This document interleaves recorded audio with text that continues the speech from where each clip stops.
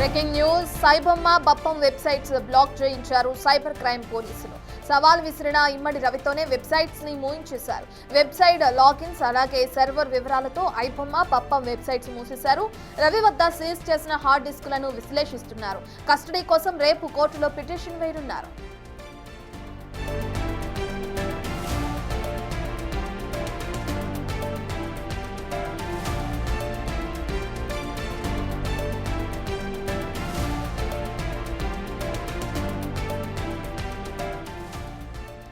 Big TV పైన మనం చూస్తున్నాం. ఐబొమ్మ నిర్వాహకుడు ఇమ్మడి రవిని పోలీసులు అదుపులోకి తీసుకున్నారు. అయితే ఇప్పుడు అతనితోనే ఏదైతే వెబ్సైట్స్ ఉన్నాయో వాటిని మూయించి వేశారు అధికారులు. వెబ్ లాగిన్స్ సర్వర్ వివరాలతో ఐబొమ్మ బప్పం వెబ్సైట్స్ ని మూసివేశారు. రవి వద్ద సీజ్ చేసిన హార్డ్ డిస్క్లను కూడా పోలీసులు విశ్లేషిస్తున్నారు. కస్టడీ కోసం అటు రేపు కోర్టులో పిటిషన్ వేసే అవకాశం కనిపిస్తుంది. ఇప్పటికే ఇమ్మడి రవిని అదుపులోకి తీసుకున్న తర్వాత ఐబొమ్మ అలాగే బప్పం టీవీకి సంబంధించిన వెబ్సైట్స్ ఏవైతే ఉన్నాయో వాటికి సంబంధించి ఆ లాగిన్స్ కానీ లేదంటే సర్వర్ డీటెయిల్స్ కానీ వాటన్నిటిని కూడా క్లోజ్ చేయించారు సైబర్ క్రైమ్ పోలీసులు. ఇప్పటికే అనేక సార్లు పోలీసులకి తను వార్నింగ్ ఇవ్వడం అని చెప్పుకోవచ్చు. మనం దమ్ముంటే పట్టుకోండి అంటూ కూడా కొన్ని వార్నింగ్స్ ఇచ్చారు పోలీసులకి ఇమ్మడి రవి.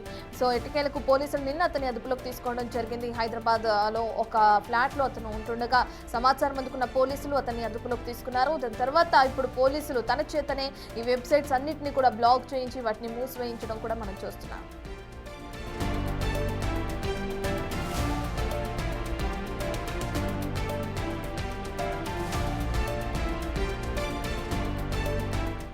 మరి రవికి సంబంధించిన పూర్తి డీటెయిల్స్ అందించడానికి మా ప్రతినిధి సురేష్ లైవ్ లో జాయిన్ అవుతున్నారు. సురేష్, మనం చూస్తున్నాం ప్రధానంగా ఇమ్మడి రవిని అదుపులోకి తీసుకున్నారు. అయితే రేపు అతని కస్టడీ కోసం కోర్టులో పిటిషన్ వేసే అవకాశం కనిపిస్తున్నట్లు కూడా తెలుస్తుంది పోలీసులు. ఆ పిటిషన్ కి సంబంధించిన డీటెయిల్స్ ఏ విధంగా ఉన్నాయి సురేష్?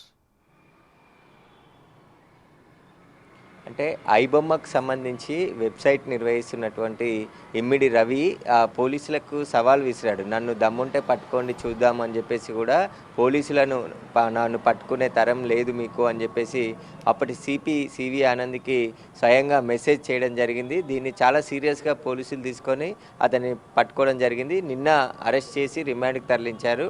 నిన్ననే న్యాయమూర్తి ముందు కస్టడీ పిటిషన్ దాఖలు చేశారు. కానీ రేపు సోమవారం రోజు విచారించి కస్టడీకి సంబంధించిన నిర్ణయం కోర్టు వెల్లడించే అవకాశం ఉంది. ఇక ఏవైతే ఇమ్మిడి రవి వెబ్సైట్స్ నిర్వహిస్తున్నాడో వాటిని యూజర్ ఐడీస్ లాగిన్ ఐడీస్ అన్నీ కూడా తెలుసుకొని అతని చేతనే ఆ వెబ్సైట్ని అన్నిటిని కూడా క్లోజ్ చేయించడం జరిగింది. బ్లాక్ చేశారు. అవి మళ్ళీ పనిచేయకుండా సైబర్ క్రైమ్ పోలీసులు చర్యలు తీసుకున్నారు. అయితే ఇక ఈ ఐబొమ్మ వెబ్సైట్ నుంచి రవి ఎన్ని డబ్బులు సంపాదించాడు, ఎక్కడెక్కడ పెట్టుబడులు పెట్టాడు, మొత్తం ఆయన ఎన్ని రోజుల నుంచి వ్యవహారం నడిపించాడు, రవితో పాటు ఎంతమంది ఉన్నారనే దానికి సంబంధించి ఇప్పుడు పోలీసులు దృష్టి పెట్టడం జరిగింది.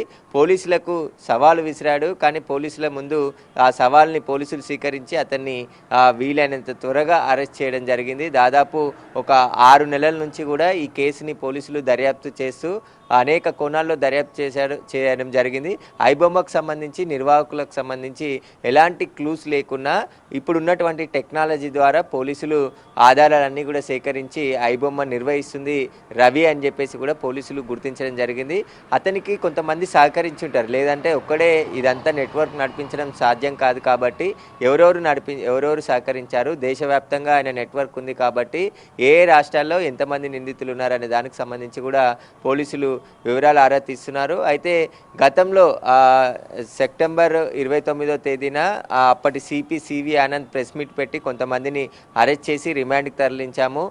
కొన్ని సాఫ్ట్వేర్లు యూజ్ చేసి ఏదైతే సర్వర్లు ఉంటాయో ఆ సర్వర్లని హ్యాక్ చేసి సినిమాలకు సంబంధించిన ప్రింట్లని కాపీ చేసుకొని అవి పైరసీ చేస్తున్నట్టు కొంతమంది ముఠా సభ్యులని అరెస్ట్ చేయడం జరిగింది. అందులో భాగంగా ఐబొమ్మకు సంబంధించి కూడా పోలీసులు సీరియస్గా తీసుకొని రవికి సహకరించినటువంటి కొంతమందిని అప్పుడు అరెస్ట్ చేసి రిమాండ్కి తరలించడం జరిగింది. అప్పుడు ఇన్వెస్టిగేషన్ చేసిన ఆధారాలన్నిటిని కూడా ఇప్పుడు రవి ముందు పెట్టి విచారించే అవకాశం కనబడుతుంది. సినిమా ఇండస్ట్రీకి సంబంధించి ఈ మొత్తం రవి కారణంగా 1000 కోట్ల రూపాయలు దేశవ్యాప్తంగా నష్టం వాటిల్లింది అని చెప్పేసి కూడా చెప్తున్నారు. అంటే రవి ఒక్కడే కాదు, మిగతా వాళ్ళు కూడా అంటే గతంలో ఒక హ్యాకర్ని పోలీసులు అరెస్ట్ చేయడం జరిగింది. అతను చాలా కీలకంగా వ్యవహరించేవారు. గవర్నమెంట్ సైట్లను సైతం హ్యాకింగ్ చేసి సమాచారం సేకరించుకునేవాడని చెప్పేసి కూడా పోలీసులు గుర్తించడం జరిగింది. కాబట్టి ఇప్పుడు రవికి ఎవరు సపోర్ట్ చేశారు, ఈ సినిమాలు ఏ విధంగా పైరసీ చేశారు, ఆ పైరసీ చేసిన తర్వాత ఆ వెబ్సైట్లలో ఏ విధంగా అప్లోడ్ చేశారు, వాటన్నిటికీ సంబంధించిన సమాచారాన్ని అంతా కూడా ఇప్పుడు పోలీసులు ఇన్వెస్టిగేషన్ చేసే అవకాశం ఉంది. అయితే గతంలో ఐబొమ్మకు సంబంధించిన ఎక్స్ ఖాతాలో ఒక సమాచారం పెట్టడం జరిగింది.